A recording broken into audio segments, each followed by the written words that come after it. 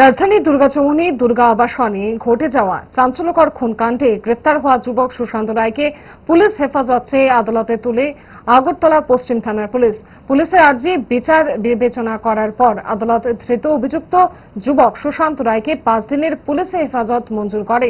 বধূ অনামিকা আচার্য খুনকাণ্ডে আসলে কি রহস্য লুকিয়ে রয়েছে তার সুলুক সন্ধান করবে পুলিশ। হেফাজতে তাকে জোর জিজ্ঞাসাবাদ চালিয়ে কি রহস্য উদ্ঘাটন করতে পারে তদন্তকারী পুলিশ, তার দিকে তাকিয়ে আছেন রাজ্যের মানুষ। আদালতের নির্দেশ জানিয়ে সরকার পক্ষের আইনজীবী দিলীপ দেবনাথ কি জানিয়েছেন শোনাবো আপনাদের। 3 তারিখে দুর্গাচৌমুহনী দুর্গা অ্যাপার্টমেন্টে অনামিকা আচার্য নামে এক গৃহবধূর অচৈতন্য দেহ পাওয়া যায় এবং তাকে আহত অবস্থায় তার আত্মীয় স্বজন হসপিটালে নিয়ে যায় এবং ডাক্তারবাবু যিনি এখানে কর্মরত ছিলেন অনামিকা আচার্যকে মৃত বলে ঘোষণা করে। পরবর্তীকালে পুলিশ একটা আনন্যাচারাল ডেথ ইউডি কেস নেয় এবং তদন্ত শুরু করছে। এর মধ্যে গতকাল 16 তারিখ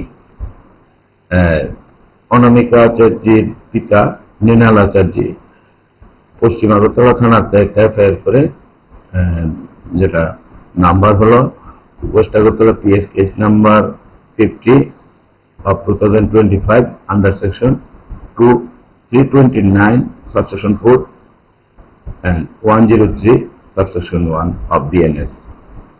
এই মামলা নথিভুক্তের পর আয়োগের কাছে মামলা তদন্ত আসে এবং ইন কোর্স অফ ইনভেস্টিগেশন আয়ু সুশান্ত রায় নামে একজন ব্যক্তি, যিনি ওই অ্যাপার্টমেন্টেই আরেকটা ফ্লোরে থাকতেন, ওনাকে আজকে গত ভোরবেলা ভোর 3:50 অ্যারেস্ট করে আজকে আদালতে প্রেরণ করে এবং 5 দিনের পুলিশ রিমান্ড দেয়। আমি সরকার পক্ষে পুলিশের যে প্রেয়ার পুলিশ রিমান্ডের সেই প্রেয়ারের সপক্ষে আদালতের কাছে হিয়ারিং করি এবং পুলিশের যে আবেদন সেই আবেদনের যুক্তিগত তুলে ধরি।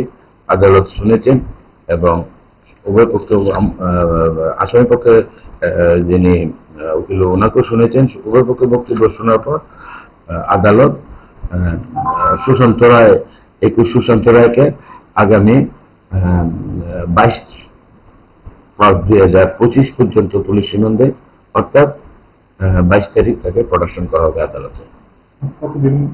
5 দিনের পুলিশ রিমান্ড দেওয়া আদালতে এবং পুলিশও 5 দিনের পুলিশ রিমান্ড চেয়েছিল। জুড়ে থাকে বাঁধন আপনার চেয়েও আপন, জুড়ে থাকে বাঁধন আপনার চেয়েও আপন, আপনার চেয়েও